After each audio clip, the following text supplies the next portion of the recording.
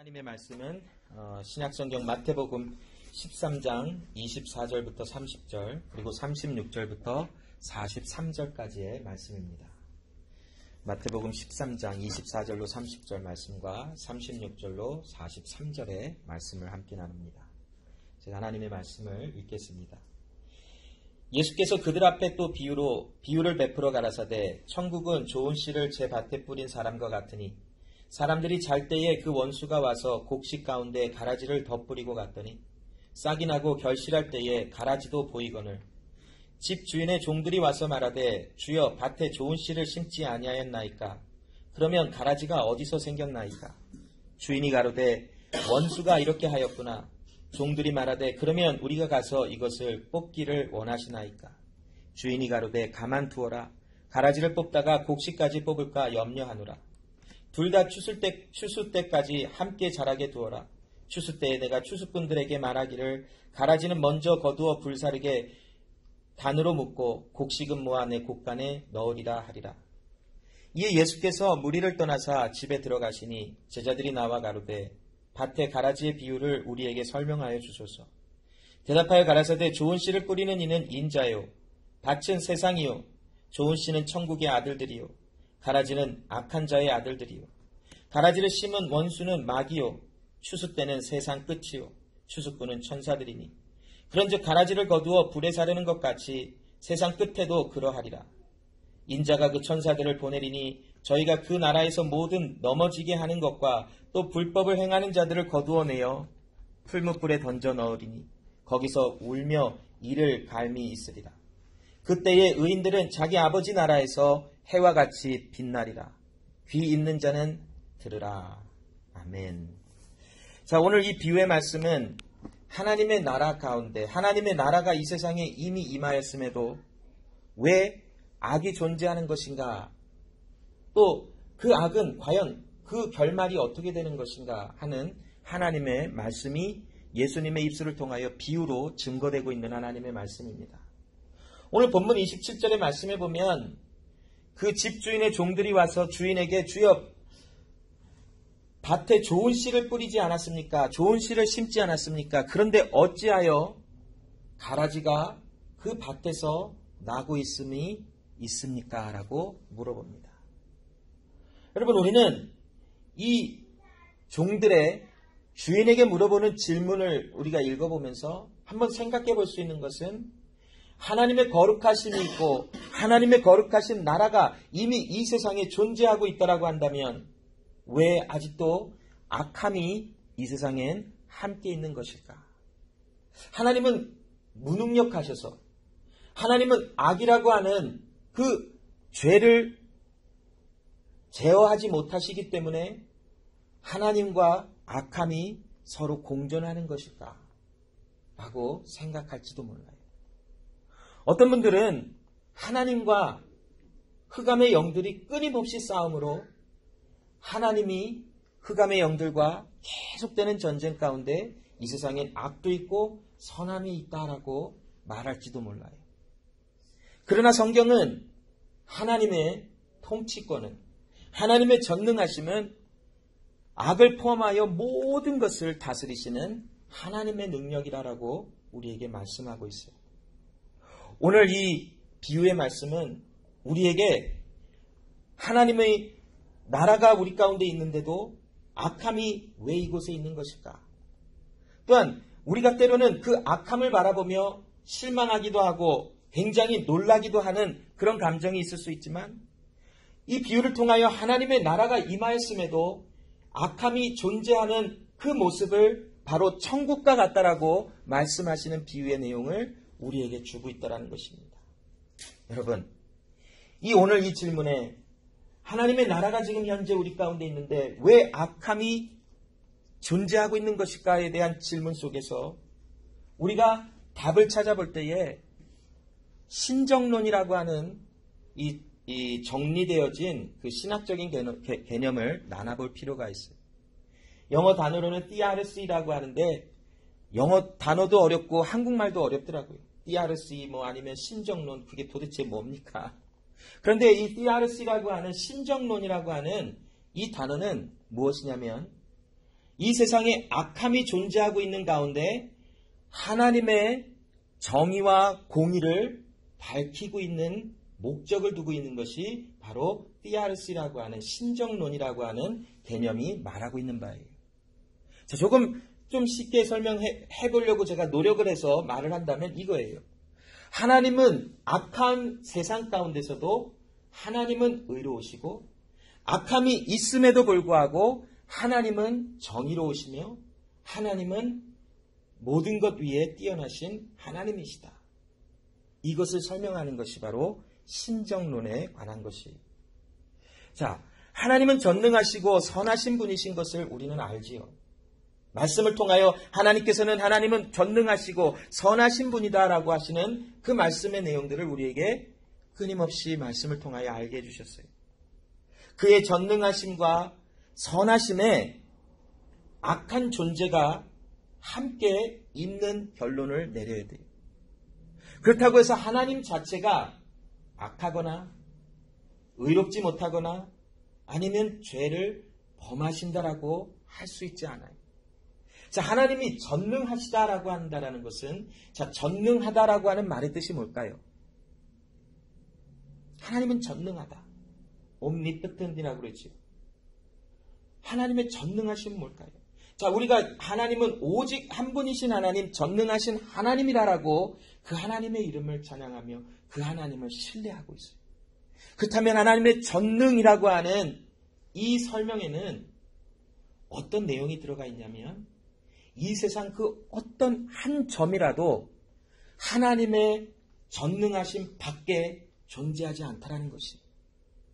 만약 죄라는 것, 악함이라는 것이 하나님의 컨트롤하심 속에, 하나님의 통치하심 속에 존재하지 아니하고 그 시작이 어딘가로부터 시작이 되어져서 하나님 나라에 부딪혀 온다면 그 하나님은 여러 존재하는 신들 중에 그냥 한 신의 존재밖에 될 수 없어요. 왜냐하면 전능하신 자가 아니라는 거예요. 왜냐하면 전능하신 하나님이라는 컨셉은 심지어는 악함도, 물론 하나님은 악함을 창조하시진 않으셨으나 악함이라고 하는 존재도 하나님의 통치권 안에 있어야만 한다라는 것. 그래야만 하나님이 전능하신 하나님이라고 할 수 있어요. 우리가 알고 있는 것처럼 하나님은 결코 악한 일을 행하시는 분이 아니시죠. 그럼에도 불구하고 하나님의 또한 무엇이든지 나타나게 하는 것을 허락하세요, 하나님.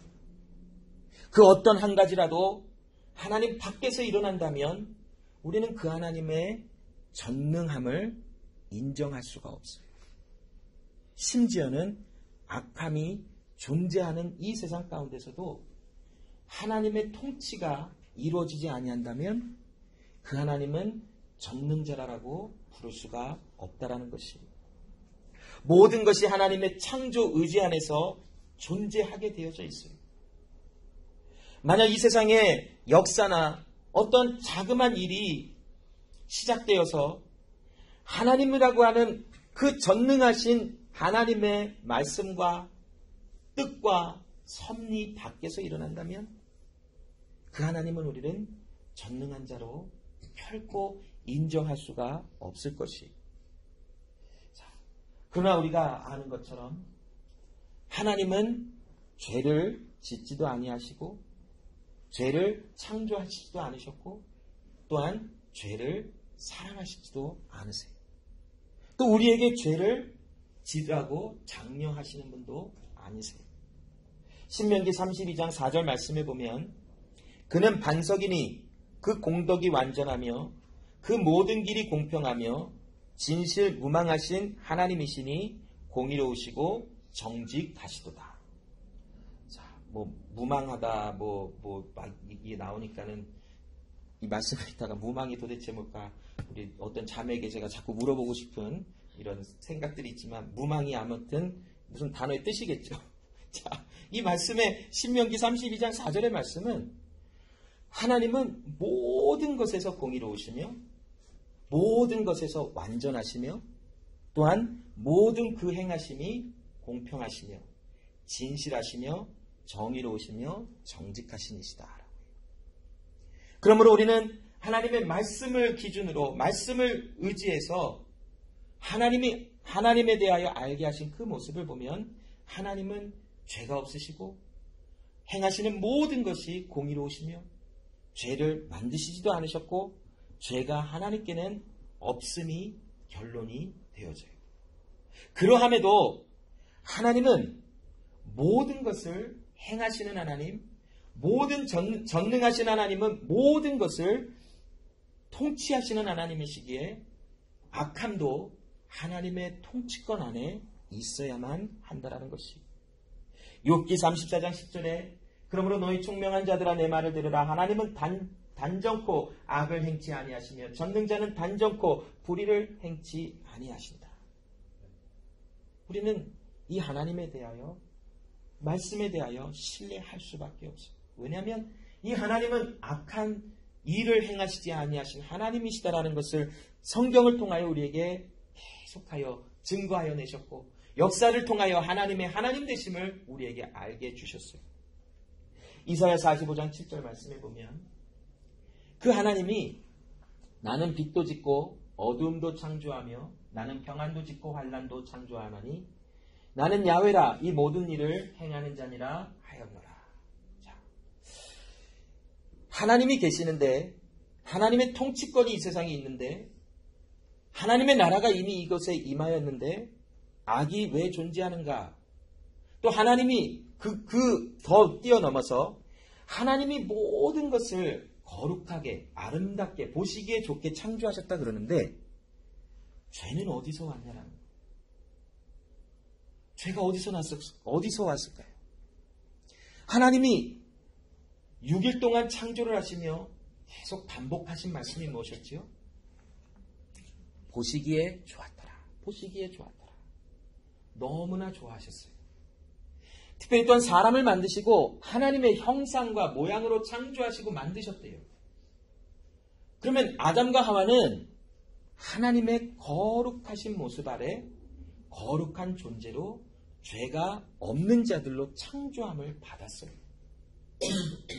그들은 처음부터 죄인으로 창조함을 받은 것은 아니에요. 자, 그런데 죄는 어떻게 아담과 하와의 마음속에 존재 속에 함께 있었을까요? 죄는 어디서 왔을까요? 저 세상 밖에 하나님의 통치하시는 나라 밖에서 어딘가에 존재했던 죄가 하나님 나라 안으로 들어온 것일까요? 아니면 자유의지로 이제 하나님을 거부해야 되겠다. 이것으로 하나님의 통치와 악을 설명할 수 있을까요? 참 이 하나님의 존재와 악이 존재한다는 것을 설명하기란 그리 쉬운 컨셉은 아닐 것이에요. 그러나 이사야 45장 7절 말씀을 우리가 살펴보면서 이 말씀을 하나님의 나라와 악이 존재하는 것을 설명해 본다면 하나님은 빛도 짓고 어둠도 창조하며 평안도 짓고 환난도 창조한다라고 했어요. 자, 그러면 아까 제가 조금 전에 하나님은 악을 창조하지 않으셨다고 분명히 제가 말씀을 드렸죠. 그런데 이사야 45장 7절은 하나님은 빛도 짓고 어둠도 창조했고 평안도 짓고 환난도 창조했다라고 해요. 그럼 하나님이 어둠을 창조하신 거네요.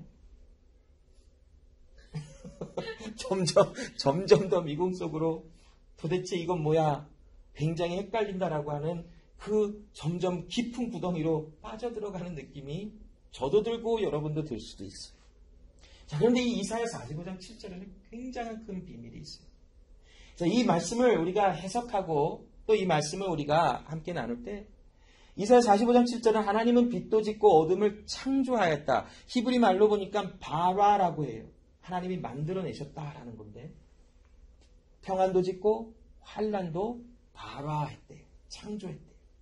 자, 그런데 이것은 우리가 이 말씀을 잘 해석을 해야 되는 게 뭐냐면 하나님은 분명히 어둠과 환난과 악을 발화하시지는 않으셨어요. 그것은 팩트예요. 진리예요. 그러면 왜 이사야 45장 7절은 하나님이 어둠도 창조하였고 환난도 창조하였다라고 표현하고 있을까요? 여기 창조하였다라고 하는 개념은 무엇이냐면 하나님과의 관계를 이야기하고 있는 것이에요. 자, 악이 있게 되는 것은 전적으로 하나님의 관계의 요인으로만 존재해요.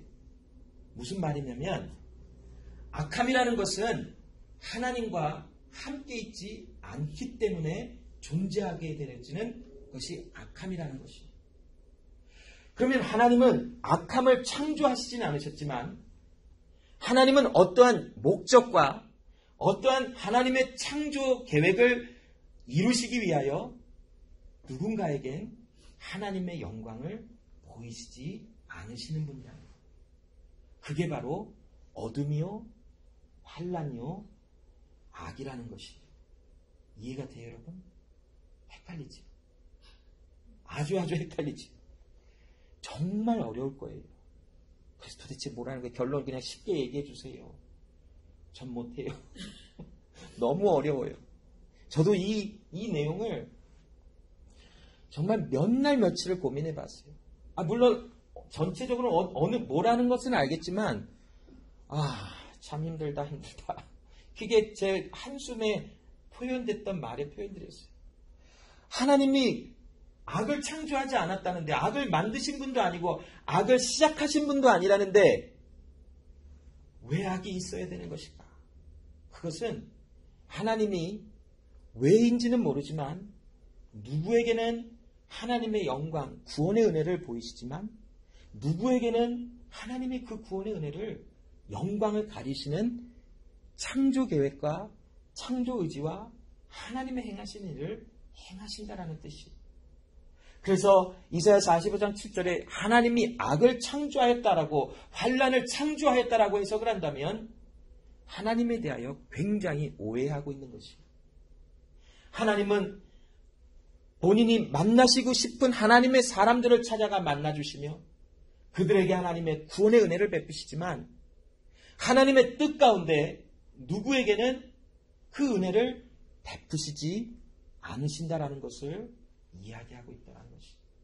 그래서 어두움과 환난은 하나님이 창조하여 내신 것이 아니라 하나님과의 관계성 안에서 찾을 수 있는 단어들의 내용이라는 것이에요.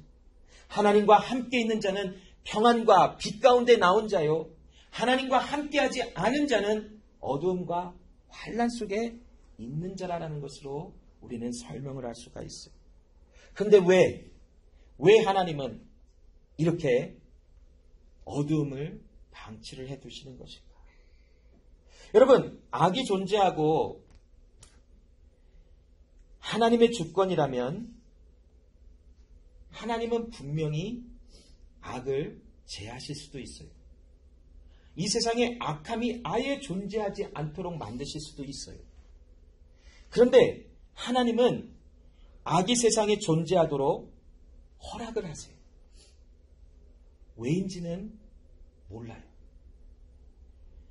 어떤 분들은 자유의지와 하나님이 악을 존재하게 하신다라고 하는 것을 설명하는 여러 가지 이 신학적인 개념들을 거론하고 있지만 실질적으로 하나님이 왜 악을 창조하시지는 않으셨지만 허락하셨는지, 올데인 하셨는지는 우리는 그 하나님의 100% 의도와 뜻을 알 수는 없어요.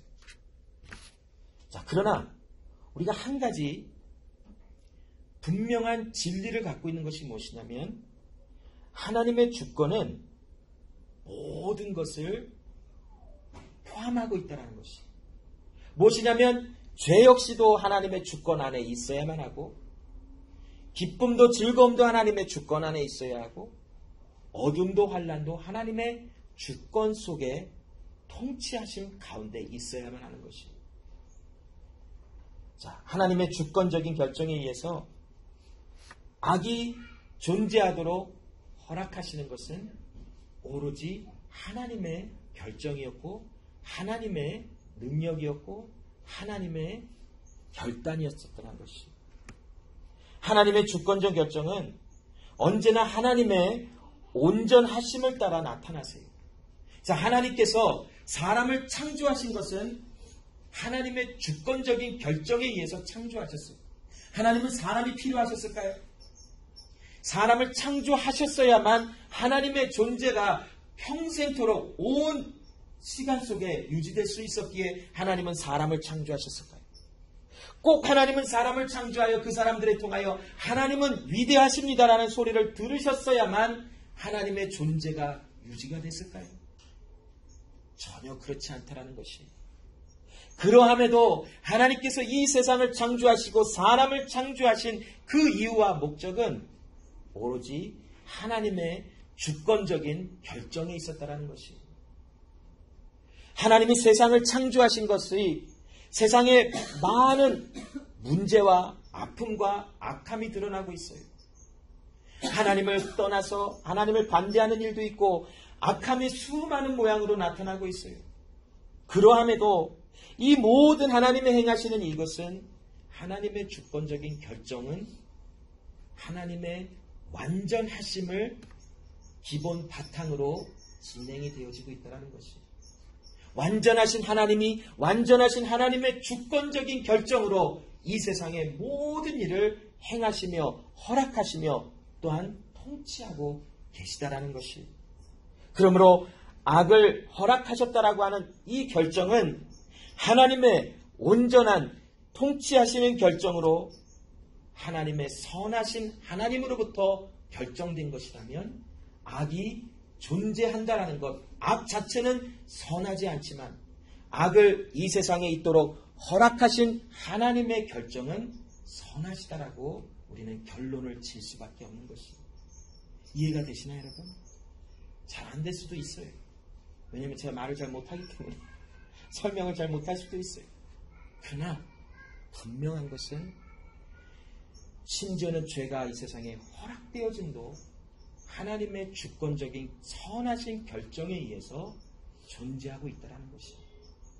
죄가 만약 하나님과 상관없이 어딘가에 존재하다가 세상 가운데로 나타났다면 아까도 말씀드린 것처럼 우리가 믿는 하나님은 여러 신들의 존재 속에 한 존재밖에 될 수가 없는 거예요. 왜냐하면 절대성을 인정할 수가 없다는 것이죠. 그러나 하나님의 절대 주권은 악함도 하나님의 통치하심 아래서 일어나고 있다는 거예요. 그래서 하나님과 악이 끊임없이 싸우는 것이 아니라 악함도 하나님의 허락하심 속에만 나타나지고 존재할 수 있다라고 하는 결론이 나와지는 것이. 잠언 16장 4절에 야훼께서 온갖 것을 그 시음에 적당하게 지으셨나니 악인도 악한 날에 적당하게 하셨느니라. 왜 하나님이 악을 허락하셨는지는 몰라요. 그러나 하나님이 이 세상에 악이 존재하도록 허락하신 그 결정은 하나님의 뜻을 이루시기 위함이래요. 그 뜻이 우리는 무엇인지 다 이해할 수 없으나 우리에게 오직 한 가지 하나님께서 주신 은혜는 하나님은 신뢰할 만한 정직하시고 진실하신 0.0001%의 거짓도 없으신 진실하신 하나님이시라는 것입니다. 그러므로 우리는 이 세상에 악이 허락되어진 그 모든 것에 대한 뜻과 이유와 그 원인을 알 수는 없었다. 그것은 우리가 알 바가 되지 아니하는 것이. 왜냐하면 선하신 하나님이 행하시는 그 주권적인 결정은 선하시다라는 것을 우리는 결론을 지을 수밖에 없다라는 것이. 여러분, 오늘 나누게 되는 이 좋은 씨와 가라지의 비유는 현재 하나님의 나라가 우리 가운데 존재함에도 내 주변에는 악함이 있다라는 것에 대한 이것이 바로 하나님의 나라라고 표현하고 있는 것이.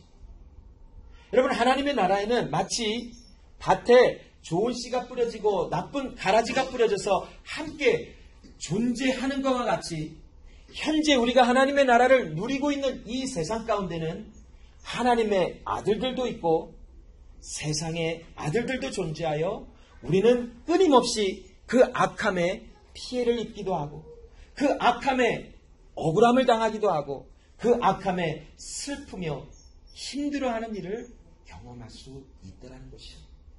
왜냐하면 이 세상에 악이 존재하기를 하나님의 허락됨이 있기 때문이라는 것이.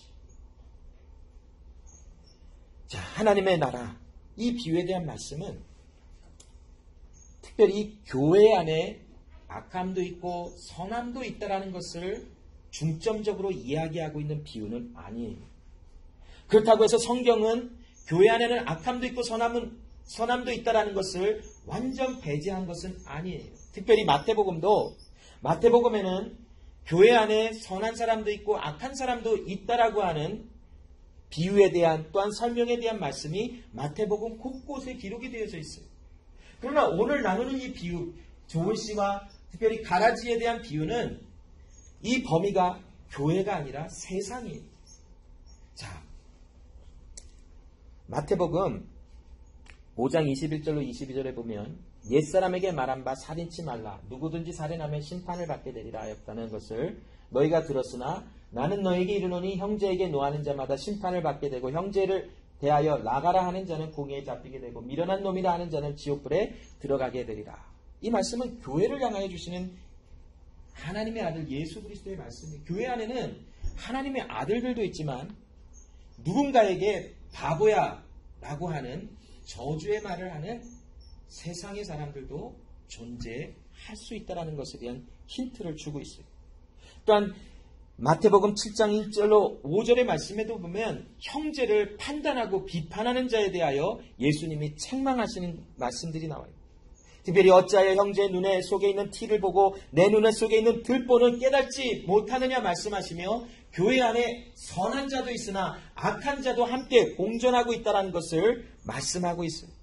또한 마태복음 13장 47절로 48절에 보면 또 천국은 마치 바다에 치고 각종 물고기를 모는 그물과 같으니 그물에 가득하여 물가로 끌어내고 앉아서 좋은 것을 그릇에 담고 못된 것을 내어 버리느니라 라고 말씀하시는 것처럼 이 마태복음 13장 47절로 48절의 말씀과 같이 교회 안에는 악한 자도 있고 선한 자도 있어서 마치 그물을 쳐서 많은 물고기를 잡았는데 좋은 물고기는 따로 담고 나쁜 물고기는 따로 담는 것처럼 교회 안에도 선함과 악함이 공존한다는 것입니다. 그래서 여러분, 교회 안에서 교회가 어떻게 이룰 수 있어? 그럴 수 있어요. 교회에서 어떻게 나한테 이룰 수 있어? 그럴 수 있을 수 있어요. 왜냐하면 악함도 있고 선함도 있기 때문에 교회 안에 갑자기 이런 일이 있어. 세상에. 그런데 그럴 수 있어요. 그러나 여러분, 그렇다고 하여 마태복음이 죄를 받아들이고 타협하고 죄는 선한 것이라고 가르치지는 않아요. 마태복음 5장 29절로 30절에 만일 내 오른눈이 너를 실족해 하거든 빼어내버리라. 그 어떤 몸의 일부가 너를 실족해 하면 빼어내어버리라. 이것은 문자적으로 진짜 눈 하나 뽑고 팔다리 자르라 그런 말이 아니지요. 자, 마태복음 5장 29절로 30절은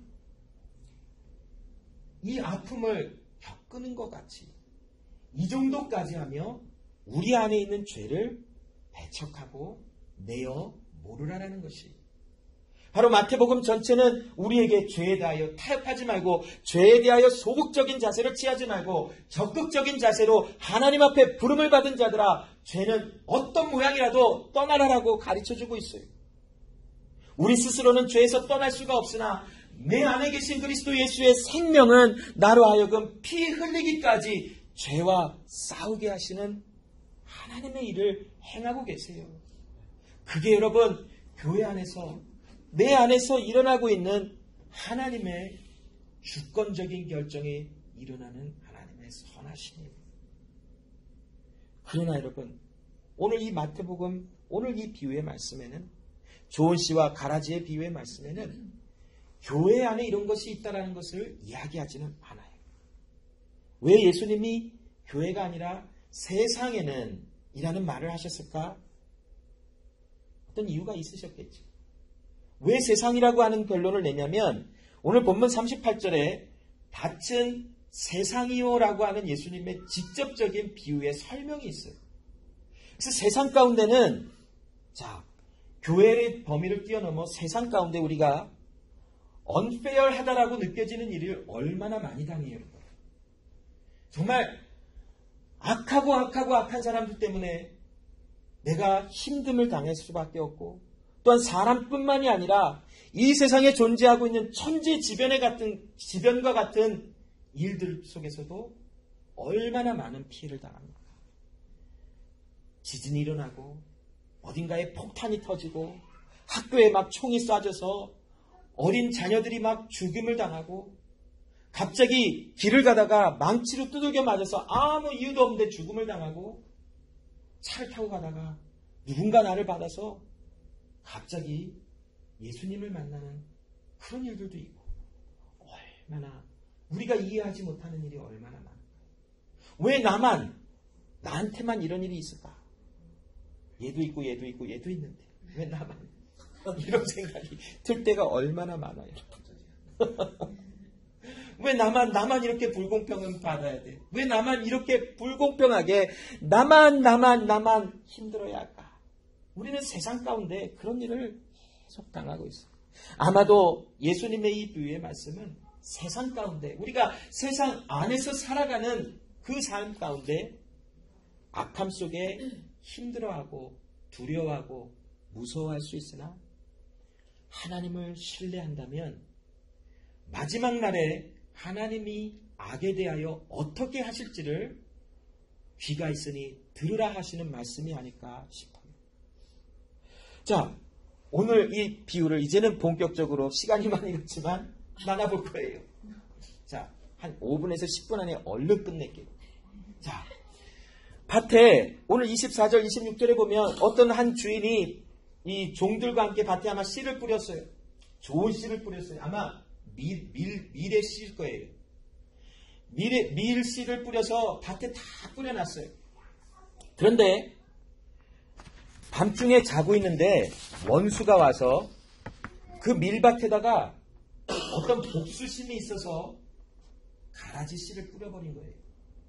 이게 로마의 옛날의 법에는 철저하게 금지가 됐어요. 이게 원수를 갚기 위해서 남의 좋은 밭에다가 가라지를 막 씨를 뿌려버려요. 그럼 이런 사태가 일어나요. 좋은 밀에 이 독볼이라고 그 독성이 있는 곰팡이균을 갖고 있는 이 열매가 맺혀져요. 그래서 나중에 이거 모르고 같이 수확해서 빠잖아요. 못 먹어요. 완전 다 상해버려요. 그래도 난 먹을 거야? 뭐 그럴 수 있지요. 배 아파서 난리가 나겠지.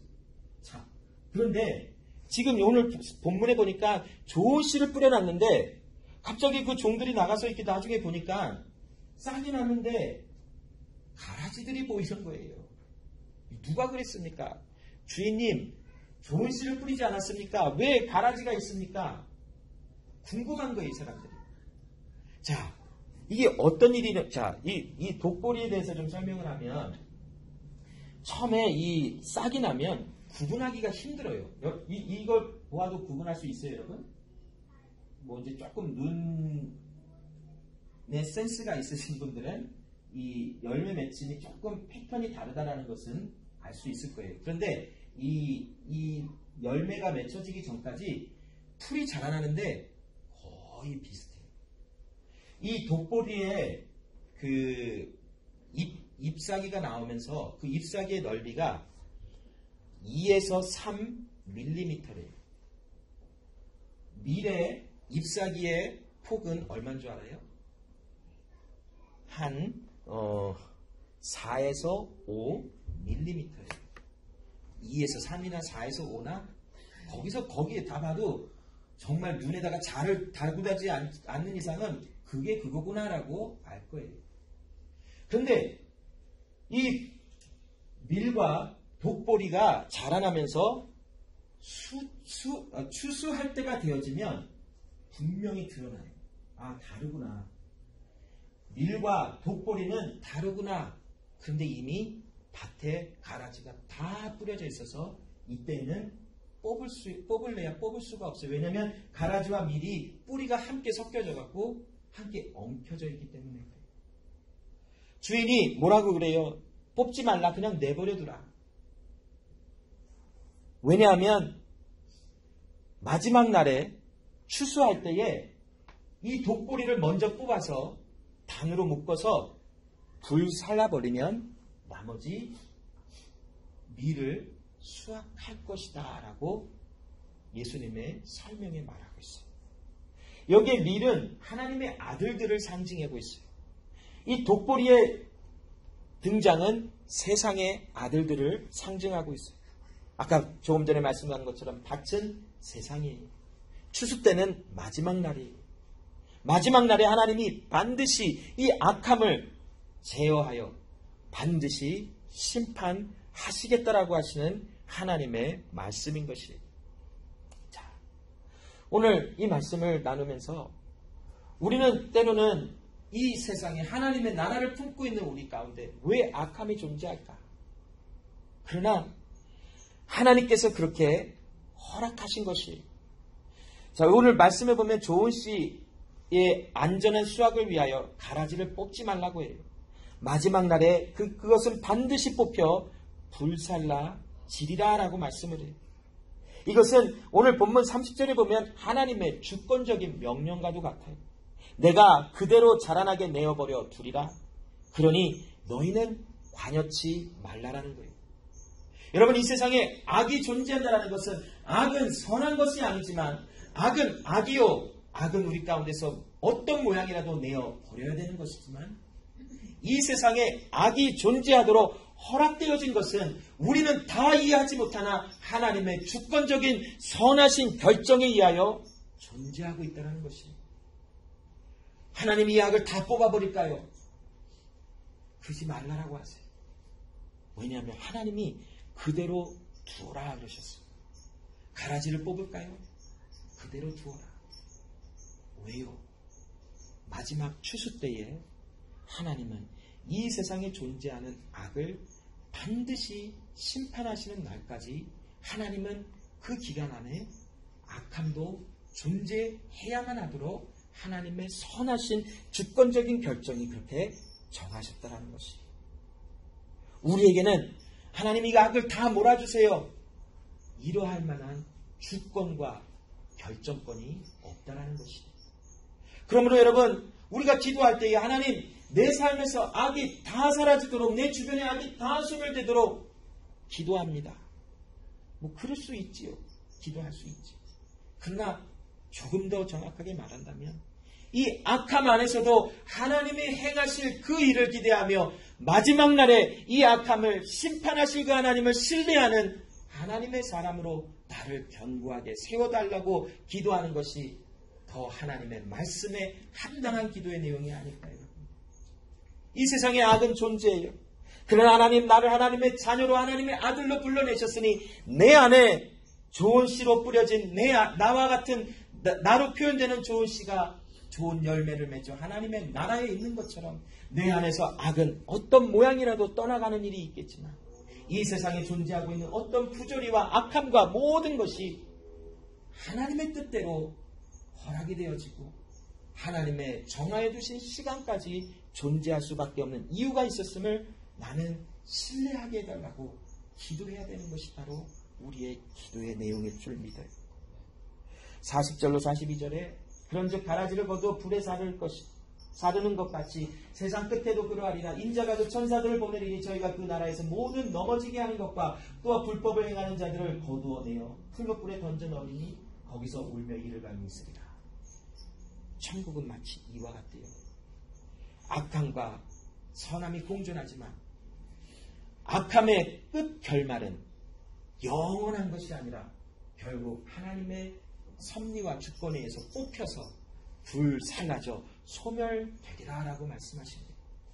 그렇다면 우리가 살아가는 이 기간 동안 우리 삶 속에 악함을 통하여 내가 억울함을 당하고 힘듦을 당하고 왜 나만 이런 힘듦을 당해야 될까라고 하는 생각이 이제는 하나님을 신뢰하는 마음에 하나님의 뜻과 어떤 이유인지는 우리는 다 모르나 목적을 이루시기 위하여 하나님께서 허락하신 하나님의 일이라는 것에 대한 신뢰가 세워진다면 우리는 그 안에서 자유함을 누릴 수 있는 하나님의 사람으로 이 세상에서도 기쁨과 즐거움 속에 평안함을 누리게 되지 않을까요? 43절에 그때에 의인들은 자기 아버지 나라에서 해와 같이 빛나리라. 귀 있는 자는 들으라. 여러분, 내가 귀가 있어 듣는 것이 아니지요.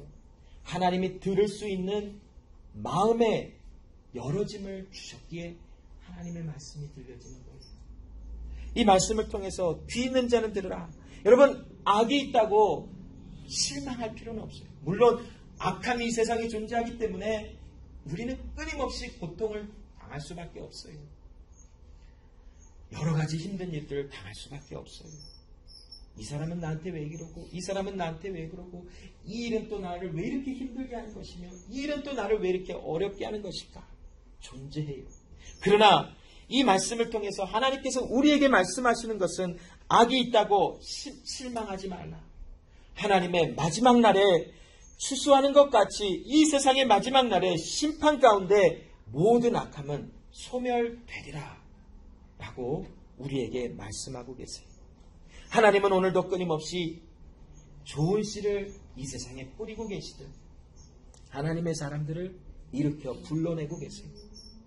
그러한 하나님의 부름을 받은 사람들에게 오늘도 우리는 하나님의 나라를 소유한, 현재 하나님의 나라를 소유하고 있는 하나님의 사람들이나 세상에 존재하고 있는 악함과 함께 공존하며 어렵고 힘듦을 살아가지만 마지막 날에 이루실 그 하나님의 일을 신뢰하라 라고 하시는 위로와 권면의 말씀이 우리 가운데 들려지고 선포되고 있는 하나님의 예수 그리스도의 비유의 말씀이라는 것입니다. 아직 심판의 때가 이르지 아니하였지만 이미 하나님의 나라는 우리에게 임하였고 심판의 때가 이르지 아니하여 악함이 존재한다고 해서 이 악은 영원히 존재하지 않는다라는 것입니다. 결국 하나님의 나라는 반드시 선과 악을 구별하여 하나님의 선하신 하나님의 자녀들은 하나님의 나라에 있어 영원히 빛나는 빛을 발하는 자들일 것이지만 악함은 가라지를 뽑아 묶어 불 가운데로 던져내는 것처럼 악함은 반드시 하나님의 심판과 하나님의 소멸케 하시는 섭리를 따라 결국 그 마지막은 멸망이요 파멸이요 무너짐을 겪을 수밖에 없는 것이 악함이라는 것입니다. 그러므로 오늘 이 비유는 우리에게 참고 인내하라를 가르치시기도 하시지만 궁극적인 이 하나님의 아들의 비유의 말씀은 하나님이 이런 일을 하신다라고 우리에게 선포해내고 계시는 것입니다. 결국 하나님의 나라는 악함도 선함도 함께 공존하지만 악함은 반드시 하나님의 선하신 주권적인 결정에 의하여 멸망하리라라고 하십니다. 그렇다면 여러분, 우리는 우리의 끝을 알아요. 그러면 어떤 삶을 살아갈 수 있나요? 참아낼 수 있어요. 끝을 알기 때문에. 여러분, 끝이 보이지 않는 무엇인가를 해봤어요? 해보셨겠지요. 저도 뭔가를 이렇게 페이퍼 쓸 때에 진짜 막 몇십 장 되는 거는 처음 시작하면 끝이 안 보여요. 물론 몇십 장 쓰라고 얘기를 해줬기 때문에 보이지만 인트로덕션 쓰고 있으면 한숨만 나요. 끝이 없다. 정말 끝이 없다. 그런데 점점 생각이 정리가 되면서 끝이 보여요. 그럼 신이 나요. 행복하구나. 앞으로 할 일은 많이 남았지만 끝에 결말이 이제 이미 다 머리에 있으니까 하기만 하면 되구나. 마음이 참 평안해져요. 물론 괴롭죠. 쓰려면 밤도 새야 되고 책도 많이 읽어야 되고. 마찬가지로 여러분, 우리의 인생의 길은 힘들고 어려울 수 있어요. 악함 때문에 불공평함을 매일의 삶 속에 숨쉬면서 경험할 수 있어요. 그러나 우리 그리스도 예수의 이름으로 생명으로 부름을 받아 의인들로 하나님의 영광의 나라에 들어가 영원한 빛을 발할 하나님의 사람들의 생각과 사고방식과 관점과 모든 마음에는 결국 이것은 실망하거나 하나님도 별 볼 일 없구나라고 결론 짓는 것이 아니라 전능하신 하나님이 그럴만 하시기에 악함도 창조하시지 않으셨으나 악함을 이 세상에 있도록 허락하셔 하나님의 목적을 이루어 가시는 것이구나 라고 하는 결론이 나와지는 것이, 이게 바로 하나님의 사람들의 삶의 방식이요, 삶의 관점이 되어지는 거예요. 마지막 그 끝은 하나님의 자녀들에게는 생명과 영광과 영원한 빛이 있지만, 악함은 반드시 파멸과 멸망과 또한 무너짐이 있게 되어졌다라는 것. 이것이 바로 우리 세상을 살아가는 우리의 삶의 결론입니다. 기도하겠습니다. 하나님 아버지여, 감사합니다. 나를 하나님의 자녀로 불러내신 하나님은 신실하신 하나님이십니다. 나에게 하나님의 나라를 소유하게 하시고 하나님 나라 가운데 살아가게 하신 하나님은 전능하신 하나님이십니다. 그 전능하신 하나님께서 모든 일을 행하시고 모든 것이 하나님의 허락이 없으면 되어지지 아니한 것을 봅니다. 그러기에 우리는 하나님을 전능하신 나의 하나님으로 고백할 수밖에 없습니다. 이 세상에 악함이 존재합니다. 오늘 말씀의 비유에처럼 그것이 하나님의 나라와 같다라고 합니다.